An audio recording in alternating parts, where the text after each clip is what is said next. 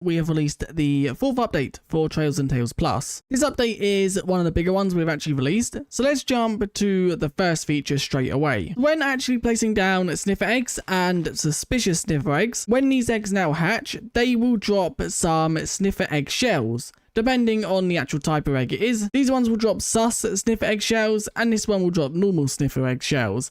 And basically what they can do is, if we quickly just grab a crafting table, you can then use 8 of them to craft a hollow sniffer egg. And this can work with both variants, as you can see. And basically what these do, these are purely just for decoration. These will never hatch. So if you wanted to decorate with the sniffer eggs, obviously these two right here will hatch after 20 minutes. If they're on moss, it'll be 10 minutes. Well, these ones right here, they will never hatch even if they are placed on moss. These will be here forever until you break them. The next feature in this update, the Lost Lands, has completely been revamped. It will no longer spawn on the surface. As you can see, it now spawns underground. It will spawn with grass patches, also the pitcher plant and the torch flowers. It will also spawn with mushrooms scattered around, and also rarely it will have bloomed torch flowers which give off a light level. You'll also find the starve mob here. The starve mob will now spawn in this biome again, and the starve mob will now only drop enchantment books when killed by players. And you can also find the trees here, although it don't actually look like we've found any of the trees in this part of the biome. By tree, I mean the white tree that used to spawn within this biome. Now, while we are also here, there is a new stone block that spawns here, and as you can see, it is right here. It's called Smooth Deep Slate. It's actually the Deep Slate version, how it was meant to look when they first ever added the block. It will spawn in patches around this biome. It's not actually that obvious because it does blend in with Deep Slate quite a lot, as you can see. You can find it in patches around the Lost Lands. This biome will also spawn only in Deep Slate layers, but it can spawn anywhere within the world. You don't have to go to a certain biome or anything. Just digging around underground, you can find it pretty much anywhere. Now, also Smooth Deep Slate has stairs, slabs and wall variants that you can build with as well. Alongside Smooth Deep Slate, there is also another new Deep Slate block which spawns in patches around the overworld, any biome, in Deep Slate layers. And if we quickly just find that, it's this one right here, Toughened Deep Slate. This is themed off of a tough version of Deep Slate, once again using the same texture as Smooth Deep Slate, just with a grey texture. And this will spawn in patches below level 0, anywhere within the overworld. It does also have stairs, slabs and wall variants as well. And there is one more new Deep Slate variant that can be found, but this one spawns a bit differently. If I quickly just fly around, because I did actually see one around here somewhere. This is a new Geode type. It spawns with ancient Deep Slate around the side, and it's once again Deep Slate using a blue texture. This is themed off the colouring of Deep Slate when it was shown back in the first ever Minecraft Live. But this spawns around the Geode. It does also have stairs, slabs and walls. But if you dig into this Geode, you'll find some new blocks. These new blocks is a new Geode, and it's Celestine. It's a new gem that can be found. The clusters grow from the budding versions of the block, and when they get fully grown, you can break them for some Celestine. We'll cover a bit more about what Celestine does in a second. These geodes spawn within the overworld. They are a little bit more rarer than amethyst geodes. Let's quickly just cover what this does. So if you actually mine the clusters with Silk Touch, they'll drop the block themselves so you can decorate with the blocks. But if you mine this last one with non-Silk Touch or your hand, it'll drop some of these, I think up to 4, which you can then throw into a crafting table like that to get one of the blocks. You can also put the block back in there to get these back if you do want to. But the main use for this is you can craft with 1 copper, and then 4 of these you can craft Celestine alloy ingots. These are used for a block, and this is the main use for them at the moment. This is a decoration block, and you can use it to decorate with it. It's basically just a blue version of copper. But there is also another use for these ingots. If you put 4 of them like so, with 1 Celestine in the middle, you should get a blank core. It seems like the recipe is currently bugged. That will be fixed. But these blank cores are used for replication because that has once again been updated. Once you actually have yourself a blank core, you then need to find yourself a wandering trader. There is a chance they can sell you a Enderling Eye, which you also need to have that to be able to replicate items. If we now quickly just throw the Enderling Eye and the blank core, that'll give you a replication core, which as you can see looks like that. That can then be thrown in here with any of these above items and with netherite in this top slot to replicate an item, with there being a 5% chance that the netherite is consumed from this slot. As soon as you click this, both of these items are consumed, but there is a 5% chance that it will remove a netherite, and you do need the netherite in there for the actual recipe to work. So that is really all the uses for Celestine is. There will be more uses for this in future updates, but this is just the first implementation of it, and we thought we'd keep it basic just to let players gather it first. Let's quickly just cover the new Pottery shards within this update, as there are 4 new ones. All of these spawn within suspicious moss blocks, which can be gotten from suspicious sniffers, and the new ones are the plain one, which is literally just the pattern on the side, as you can see, but no actual pattern in the middle. You've then got the puzzle piece, you've also got the warden, and you've also got the cherry tree. The next feature brings us up to a cherry grove biome, because there is a very rare chance that a tree could spawn here. That's a little bit different to the pink cherry tree.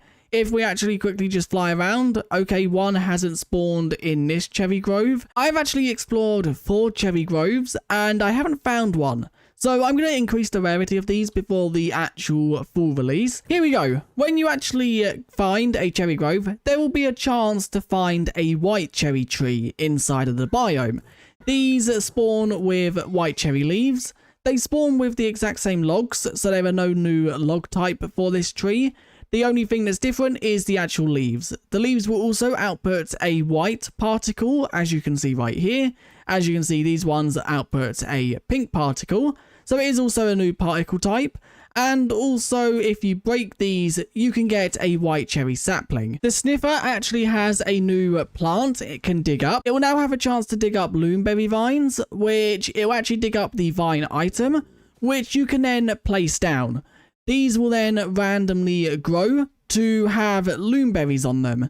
Loomberries is a food source that is actually a really bad food source in hunger value. It will fully replenish all your saturation, so they are good in that sense. You can also bone meal them to get loomberries on them quicker, as you can see right here, and then you just right click them to get the loomberries off. There is also a chance for these to spawn within the Lost Lands biome that we showed off at the beginning of the video. I just forgot to mention them back then. For the next feature, we actually need to head to a lush cave.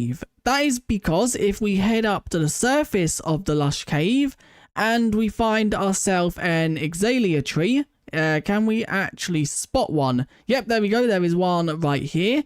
Exalia now has its own wood, as you can see right there. It's no longer using the oak wood, and it comes with a whole new wood set. So here is everything the actual wood set comes with. If I quickly just place it all down, and also the hanging sign. You've got hanging signs, boats, chest boats, signs, pressure plates, doors, fences and fence gates. Then also have the planks, slab stairs, strip versions, and also the logs. And obviously these can all be crafted like the oak versions. It can obviously just be found with an Exalia tree, or by growing the Exalia bushes. Now, not only is there Exalia Wood Set, if we actually head to a wooded Badlands biome, so we've just teleported over to a wooded Badlands, and this is actually a very bad wooded Badlands because it's so small, but we have actually got lucky. And as you can see, there is a chance to find, okay, we've actually got a really big one over there. There is a chance to find Biobab trees here.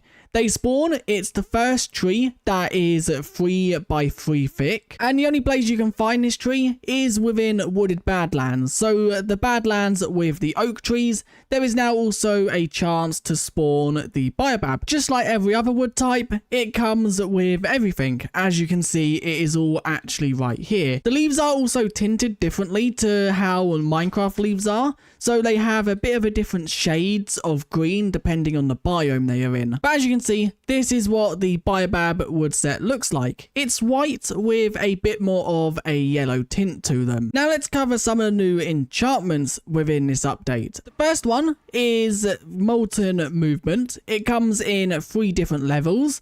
The max level is obviously 3, and it's a boots enchantment. If you actually put it on a pair of boots and we head down to lava, as you can see, we'll actually move quicker within the lava. Let's quickly just take them off so we can see how slow we go. As you can see, this is speed with no enchantment, and this is speed with the enchantment. These boots or the enchantment doesn't actually give you immunity to the fire. So if I was to jump in the lava with the boots on, although I would move quicker, I would still take damage. So you do still need fire resistance or something like that if you want to use the enchantment. The next new enchantment is called Puncturing, and this has a max level of 5.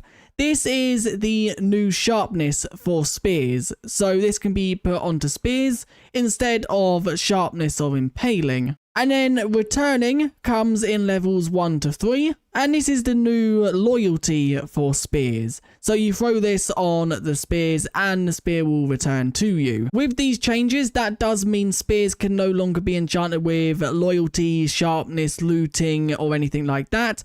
They can now only have the enchantments of Unbreaking, Mending, Puncturing, Whirlwind, and also Returning. Now let's quickly just showcase some bugs that have been fixed. Tough columns, if you was to give them an item, they wouldn't actually do anything when punched, and if you broke the blocks below them, they would hover in midair. That is now no longer the case, and they will now have gravity again. You'll now be able to punch them again. We've actually improved the Echo tools. Their values for attack damage and attack speed should now better match Netherite and be 1 better rather than being the same. We've also completely revamped how the Echoid works. You can actually stun the Echoid when you use a shield. There is also a 5% chance you can stun it when not using a shield. There is a chance it will be stunned like this, as you can see. Now, if you are within its range when it does that charge attack, it will damage you.